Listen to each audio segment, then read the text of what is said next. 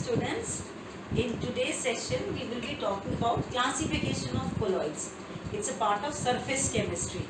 Now, we are classifying catalysts on the basis of their physical states, their phases. Okay. So, the first one is homogeneous catalyst.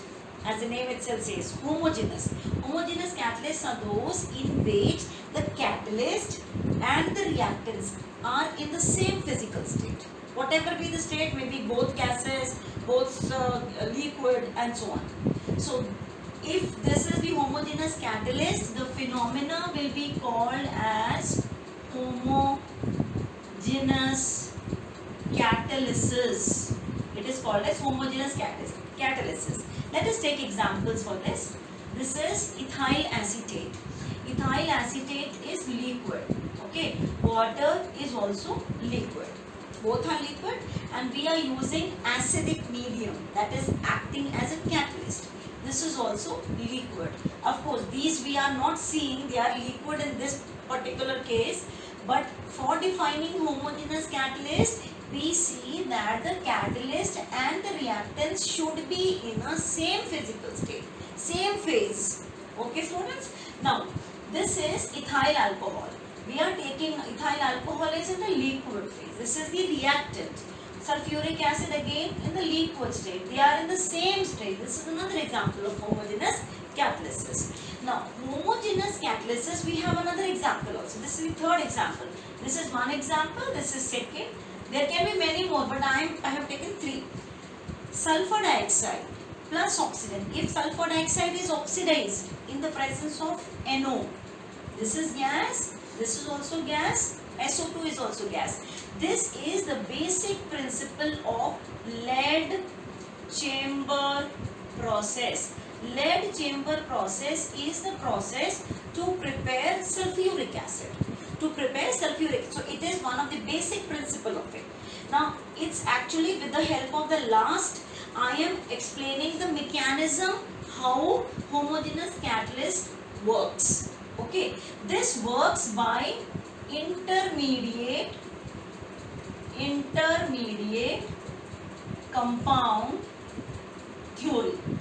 This can be explained on the basis of intermediate compound theory. Now, what does this intermediate compound theory explains? It says, this is the main equation. Okay, this is our main equation.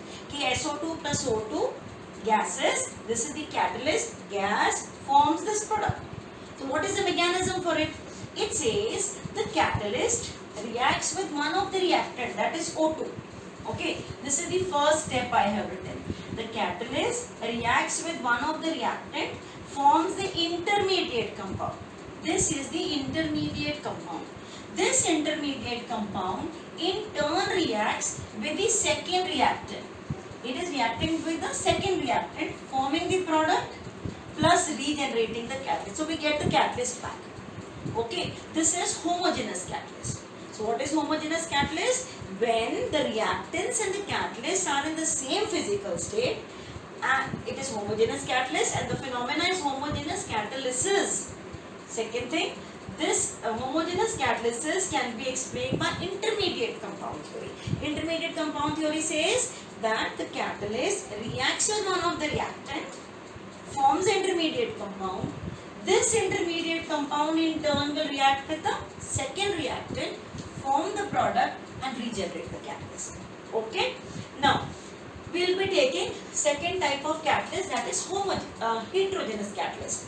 Heterogeneous catalyst is that when the catalyst and the reactant are in different phase, maybe solid, liquid, solid, gas or whatever, they are not in the same state, then it is heterogeneous. Obviously, the mechanism here will be called as heterogeneous catalysis.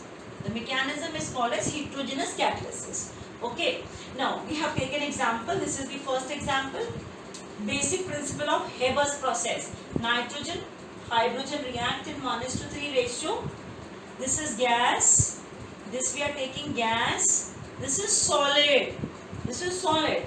Different state. Of course, molybdenum is a promoter. We have discussed what is a promoter.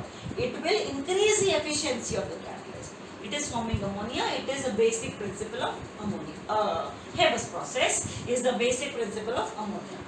Next, we have taken this example, SO2 plus O2 in the presence of platinum and vanadium pentoxide.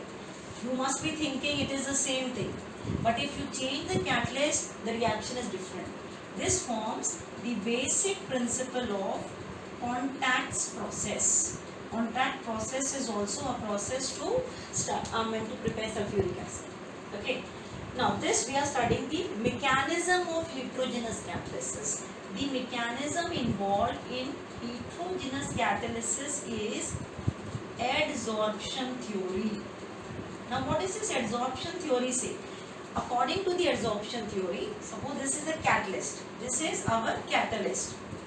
Okay, the catalyst is having these free valencies. It's having the free valence or active sites on which this is the reactant. You know, this is the reactant which is getting adsorbed onto it. So first thing is the reactant is diffused. So what is the first process that is taking place? Diffusion. Diffusion occurs of the reactant on the catalyst surface. So then what happens?